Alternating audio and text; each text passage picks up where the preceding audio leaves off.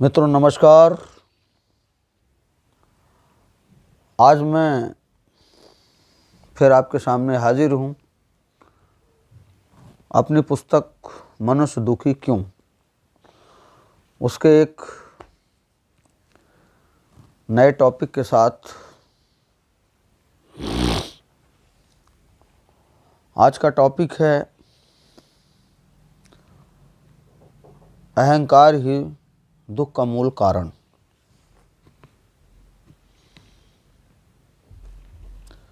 मित्रों,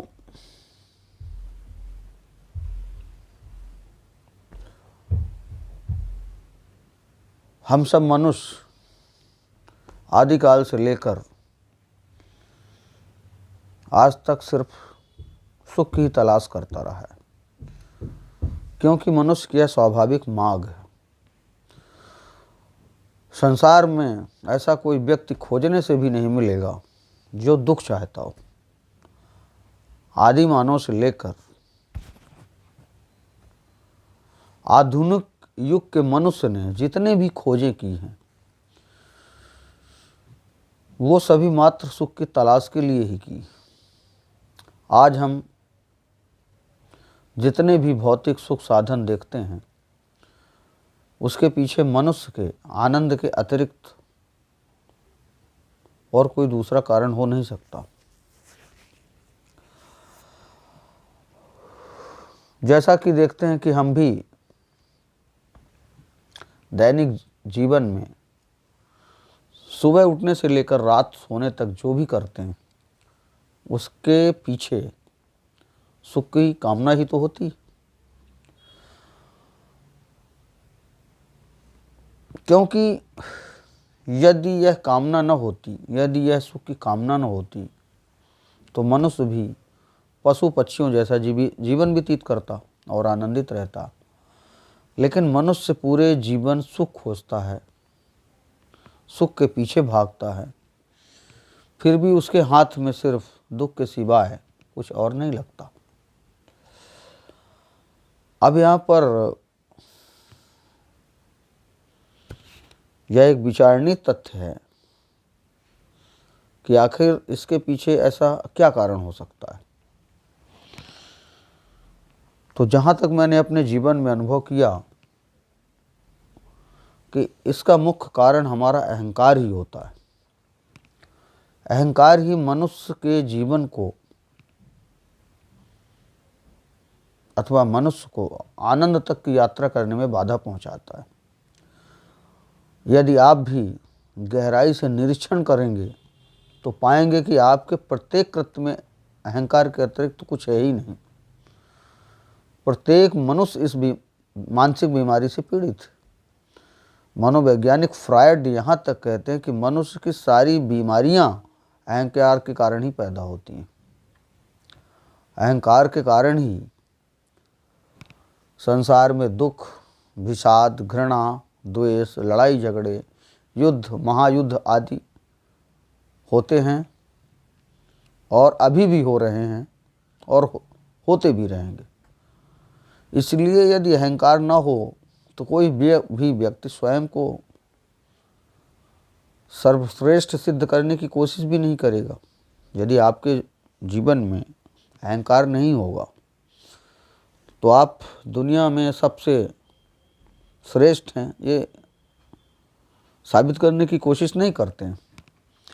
और यदि श्रेष्ठता सिद्ध करने की चाहत न हो तो संसार में इतनी वैमनस्यता भी नहीं हो सकती।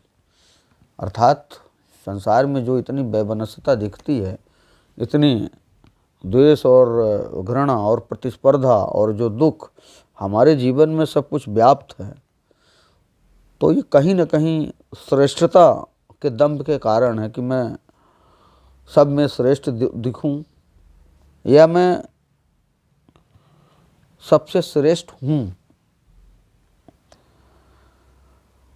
तो देखा जाए तो मनुष्य ही पूरे प्राणी जगत में ऐसा प्राणी है जो जीवन भर सुख खोजता है और प्रत्येक सुख के पीछे दुख को उपलब्ध करता है, क्योंकि हमारे प्रत्येक कर्म में अहंकार की छाया नजर आती है। तो अधिकतर तो हम जो भी करते हैं वह दूसरों को देखकर ही करते हैं, उसमें हमारे हृदय की पुकार नहीं होती। दूसरों के नज़रों में हमारा कर्तव्य ठीक है या नहीं, हमें इस बात की ज़्यादा चिंता रहती है। उदाहरण के तौर पर, यदि किसी व्यक्ति को निर्जन स्थान पर छोड़ दिया जाए तो वह संसार में रहकर जो कृत्य करता है, क्या वह अकेला करेगा? शायद हरगिज नहीं करेगा, क्योंकि वहाँ उसे देखने वाला कोई नहीं होगा। तो हम जो भी कृत्य करते हैं स्वयं के लिए कम, बल्कि दूसरों को दिखाने के लिए ज़्यादा करते हैं। हमें ज़रूरत से ज़्यादा दिखावेपन में विश्वास होता है। आज मनुष्य का जीवन केवल अहंकार की अभिव्यक्ति बनकर रह गया है। हमारा आपका जो जीवन है वह मात्र अहंकार की अभिव्यक्ति बनकर ही रह गया है, इसमें कोई दो राय वाली बात नहीं है। क्योंकि हमारे बड़े बंगले, महंगी कारें, महंगे कपड़े, महंगे इलेक्ट्रॉनिक सामान और करोड़ों के आभूषण इत्यादि सब अहंकार की अभिव्यक्ति ही तो प्रदान करते हैं। वरना जिसके पीछे ये चीज़ नहीं होती, जिसके पास ये चीज़ें नहीं होती, उसको तो मर जाना चाहिए, लेकिन ऐसा होता नहीं है। वह भी जीता है, वह भी आनंदित होता है, बल्कि कुछ ज़्यादा ही होता है। क्योंकि आनंद कभी वस्तुओं का गुलाम नहीं होता। आज हम जिन वस्तुओं के संग्रह हेतु पूरा जीवन गुजार देते हैं और फिर भी दुखी होते हैं, वही भगवान बुद्ध जैसे लोग इन सभी वस्तुओं को त्याग कर महाआनंद को उपलब्ध हो जाते हैं। ऐसा भी हुआ है। ऐसा कोई ज़रूरी नहीं है कि जिसके पास महंगी कार, बड़े घर, अच्छे कपड़े और तमाम भौतिक सुख सुविधाओं की व्यवस्था न हो तो वह मनुष्य सुखी नहीं हो सकता है। नहीं, ऐसा बिल्कुल नहीं है। दरअसल सुख तो एक अपना मानसिक नज़रिया होता है और इस नज़रिए के तहत ही हम सुख दुख को अनुभव कर पाते हैं। जैसे एक व्यक्ति आधे गिलास से भरे हुए पानी को आधा गिलास खाली भी कह सकता है और दूसरा व्यक्ति वहीं यह कह सकता है कि गिलास में आधा पानी भरा है। और नकारात्मक सोच रखने वाला व्यक्ति यह कह सकता है कि गिलास आधा खाली है। तो इसके पीछे, इस अहंकार के पीछे भी कुछ कारण होते हैं। दरअसल जिसके जीवन में प्रेम नहीं होता, उसके जीवन में मात्र अहंकार के अतिरिक्त और कुछ हो भी नहीं सकता। क्योंकि अहंकार प्रेम का विपरीत मार्ग। जिसके जीवन में प्रेम होता है तो अहंकार नहीं होता, और जिस व्यक्ति के जीवन में अहंकार होता है उसके जीवन में प्रेम नहीं होता। इसलिए प्रेम की कमी ही अहंकार का कारण बनता है। प्रेम मनुष्य के जीवन की कसौटी है। प्रेम के बिना जीवन में आनंद तो हो ही नहीं सकता, चाहे कोई कितनी ही वस्तुओं का संग्रह क्यों न कर ले।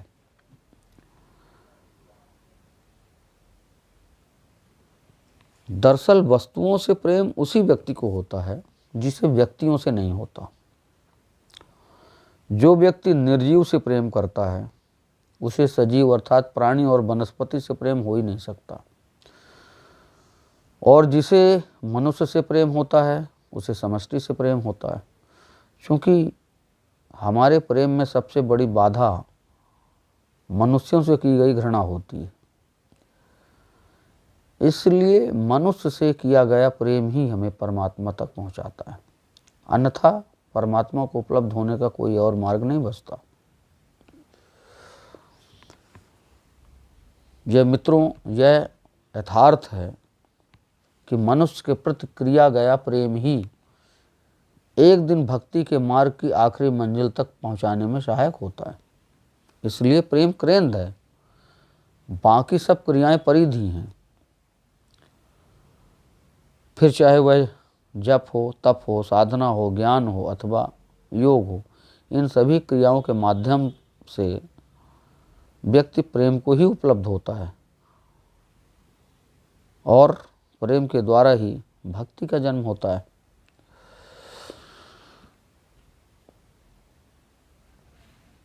लेकिन एक सवाल पैदा होता है कि मनुष्य के भीतर इतना अहंकार क्यों होता है? मनुष्य को प्रेम क्यों नहीं कर पाता? तो इसके पीछे मेरा अपना अनुभव है कि दरअसल मनुष्य को प्रेम इसलिए नहीं कर पाता क्योंकि प्रत्येक व्यक्ति दूसरे से प्रेम पाना चाहता है। प्रत्येक व्यक्ति की शर्त यही होती है कि जब कोई मुझे प्रेम करेगा तभी मैं प्रेम करूंगा। इस सिद्धांत के कारण कोई किसी को प्रेम नहीं कर पाता। देखा जाए तो यह अहंकार का ही रूप है। हमारा प्रेम भी प्रति उत्तर होता है। यदि कोई हमें प्रेम करता है तो हम उसको प्रेम करते हैं, घृणा करता है तो हम उसको घृणा करते हैं। तो इसका मूल कारण यह होता है कि हमारे सभी कर्म प्रतिकर्म होते हैं। हमारा अपना कोई कर्म नहीं होता है। हम प्रतिकर्म की दुनिया में जीवन जीते हैं जो कि पूर्णतः अस्वाभाविक होता है। दरअसल जो प्रेम से भरा नहीं होता वह प्रेम की शुरुआत कर ही नहीं सकता, क्योंकि प्रेम देने के लिए प्रेम से सराबोर होना आवश्यक शर्त है। जैसे एक भिखारी किसी को दान नहीं दे सकता क्योंकि वह स्वयं दान ले रहा है, उसका पात्र स्वयं खाली है, वह दूसरे को क्या दान करेगा। प्रेम से सरोबार वही हो सकता है जो जीवन के सत्य को स्वीकार करता है, जो जीवन को होश पूर्ण जीता है। बेहोश व्यक्ति जीवन के सत्य को कभी स्वीकार नहीं कर सकता। मित्रों, यहाँ जीवन के सत्य से तात्पर्य है मृत्यु का बोध होना। इसलिए जो होश पूर्वक जीता है वह मृत्यु को सदा याद रखता है। उसे बोध रहता है कि मेरे जीवन का अंत सुनिश्चित है। यहाँ पर आप कहेंगी यह तो सभी को पता होता है। मैं भी मानता हूँ यह तथ्य सभी को पता होता है, लेकिन प्रतिपल बोध नहीं होता। यह बोध तो मनुष्य को सिर्फ शमशान पर होता है। जब कोई व्यक्ति शमशान पर अपने ही किसी मित्र या परिवार के किसी सदस्य की जलती हुई लाश को देखता है तभी उसे होश आता है कि एक दिन मैं भी मर जाऊंगा। लेकिन यह होश चंद पलों का होता है। शमशान से बाहर निकलते ही मनुष्य फिर बेहोशी में खो जाता है। तो जिस व्यक्ति को मृत्यु के बाबत जितना होश रहता है वह उतना ही प्रेम से लबालब होता है। ऐसा व्यक्ति ही मनुष्यों को प्रेम दे पाता है। ऐसे व्यक्ति का प्रेम प्रति उत्तर के लिए नहीं होता बल्कि स्वाभाविक होता है। प्रेम ही उसका स्वभाव बन जाता है। ऐसे व्यक्ति के जीवन में घृणा और अहंकार की छाया तक नहीं होती।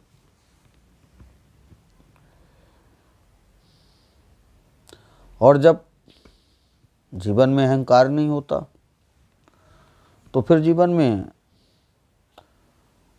आनंद के फूल तो खिलना निश्चित ही है।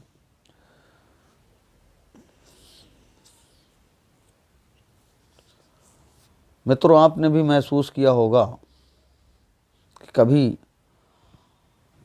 जब आप किसी की शव यात्रा में शामिल होते हैं अर्थात शमशान में मुर्दे को जलाने जाते हैं, उस समय आपकी सोच और समझ बिल्कुल भिन्न होती है। पूरा जीवन ही निरर्थक लगने लगता है और आप भी ज्ञान की बातें करने लगते हैं।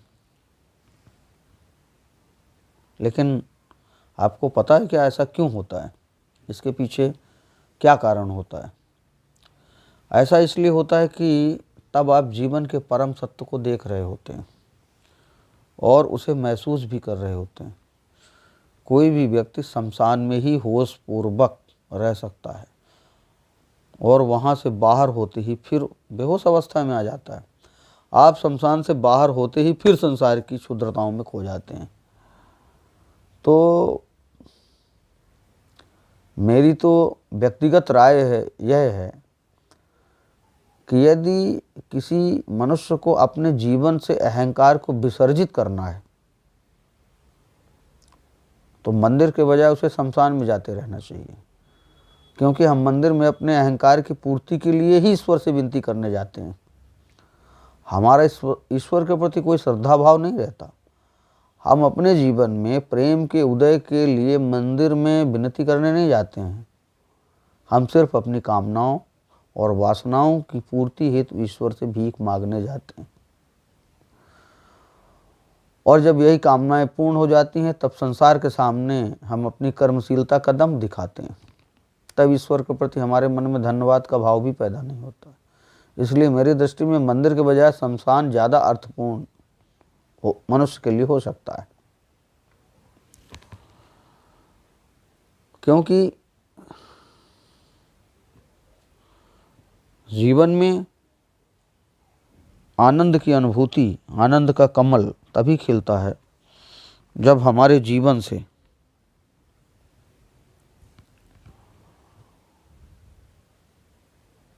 अहंकार विदा हो जाता है। जब तक हमारे जीवन में अहंकार रहेगा, हम चाहे कितना भी धन कमा लें, कितनी भी महंगी कार खरीद लें, कितने भी अच्छे वस्त्र पहने, हमारे बच्चे कितने भी अच्छे स्कूल कॉलेज में पढ़ाई न कर रहे हों या सर्विस न कर रहे हों, हम भौतिक सुख सुविधाओं को कितना भी अर्जित क्यों न कर लें, लेकिन यदि हमारे जीवन में अहंकार मौजूद रहता है, अहंकार रहता है, तो हम जीवन के सत्य को, जीवन में आनंद को प्राप्त नहीं कर सकते हैं। यह कुछ आपका भी अनुभव रहा होगा और यह मेरा भी अनुभव है, और ये बहुत बड़े बड़े दुनिया के दार्शनिकों, ज्ञानियों और भक्तों का अनुभव रहा है। तो मेरा निवेदन आपसे यही है कि आप भी अपने जीवन में अहंकार को विदा करने के जितने उपाय कर सकते हैं उतने उपाय करें और जीवन में आनंद की अनुभूति का रसास्वादन करें, उसका अनुभव करें। बस मेरी यही आपसे प्रार्थना है, यही आपसे निवेदन है। आज के लिए बस इतना ही। अगले नए वीडियो में नए टॉपिक के साथ मैं आपके सामने फिर हाजिर होता हूँ। तब तक के लिए आपसे नमस्कार।